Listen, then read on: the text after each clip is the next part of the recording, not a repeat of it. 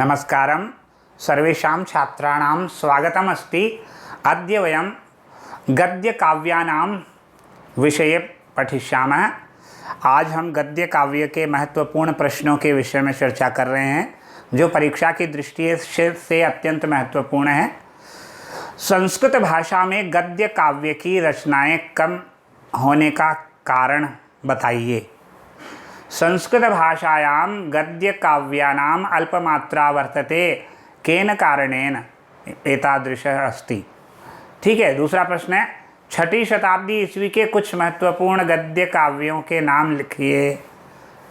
छठी शताब्दी के कुछ महत्वपूर्ण गद्य कवियों एवं गद्यकारों के नाम लिखिए। दंडिनः काव्यस्य कस्य विशेषता प्रसिद्धा? का विशेषता प्रसिद्धा? दंडिनः काव्यस्य का विशेषता प्रसिद्धा? दंडी के काव्य की कौन सी विशेषता प्रसिद्ध है? तो क्या प्रसिद्ध है? दंडिनः पदलालित्यम प्रसिद्धम वर्तते। ठीक है, अगला प्रश्न है, दशकुमार चरितस्य लेखकः कः? दशकुमार चरितम नामक गद्य काव्यस्य लेखकः कः? दशकुमार चरितम गद्य काव्य के लेखक कौन हैं? दंडी ने अपने काव्य में किन किन सामान्य चरित्रों के आधार पर समाज का चित्रण किया है? दंडी ने अपने काव्य में किन किन सामान्य चरित्रों के आधार पर समाज का चित्रण किया है? अच्छा, अगला प्रश्न है, वासवदत्ता कस्य कृति वर्तते? यहाँ पर एक भ्रांति होने की संभावना बनती है, जो मैं आपको बता देता हूँ। वासवदत्तायाः लेखकः कः? एक तो ये है, वासवदत्तायाः लेखकः कः? तो इसका उत्तर है, वासवदत्ता एकः गद्य ग्रंथः अस्ति, तस्य लेखकः सुबंधु वर्तते, जिसका लेखक सुबंधु है। इसी तरह से एक आता है, स्वप्न वासवदत्तम ग्रंथस्य लेखकः। तो स्वप्न वासवदत्तम नाटकम वर्तते, तस्य रचयिता महाकवि भासः अस्ति। तो स्वप्न वासवदत्तम अलग है और वासवदत्ता अलग है।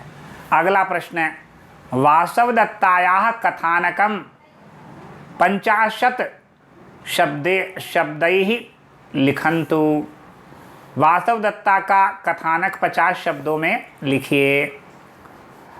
बाणभट्ट कस्य राज्ञः राजसभायां वसति स्म? बाणभट्टः कस्य राज्ञः राजसभायां वसति स्म? बाणभट्ट किस राजा की राजसभा में रहते थे? राज्ञः नाम लिखतु। राजा का नाम लिखिए। हर्षचरितः तथा कादम्बरी कस्य कृतौ अस्ति? कस्य ग्रंथौ अस्ति? ये कह रहा है, हर्षचरित तथा कादम्बरी किस लेखक की रचनाएं हैं? हर्षचरितः कादम्बरी च कस्य कृति वर्तन्ते। तो ये हर्षचरित और कादम्बरी किस कवि की रचना है? तो बाणभट्टस्य कृति। तो दोनों किसकी कृति है? बाणभट्ट जी की। आख्यायिका की विशेषता बताइए। जिसका नायक इतिहास प्रसिद्ध होता है वह गद्य काव्य आख्यायिका कहलाता है। हर्षचरित के नामकरण की सार्थकता को बताइए। बाणभट्टस्य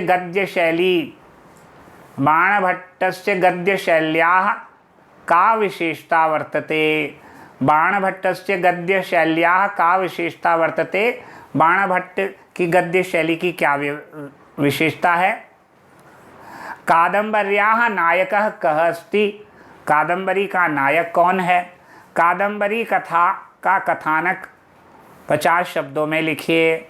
बाणोच्छिष्टम जगत सर्वम अस्य अस्य सूक्तयः अस्य सूक्त्याः अस्याः सूक्त्याः आशयः लिखन्तु। बाणोच्छिष्टं जगत् सर्वम् अस्याः सूक्त्याः आशयः लिखन्तु। शिवाजी के जीवन की प्रमुख घटनाओं पर लिखित संस्कृत में प्रसिद्ध गद्य काव्यस्य नाम लिखन्तु। शिवाजी के जीवन चरित्र पर आधारित प्रमुख घटनाओं पर लिखित संस्कृत का प्रसिद्ध गद्य काव्य का नाम लिखिए, जो आधुनिक गद्य काव्य कहलाता है। इसका नाम है शिवराज विजयम। यहाँ पर गद्य काव्यों से संबद्ध प्रश्न पूर्ण हो जाते हैं। अगले वीडियो में हम नीति कथाओं और लोक कथाओं के प्रश्नों का उल्लेख करेंगे। नमस्कार। 5 minutes 53 seconds।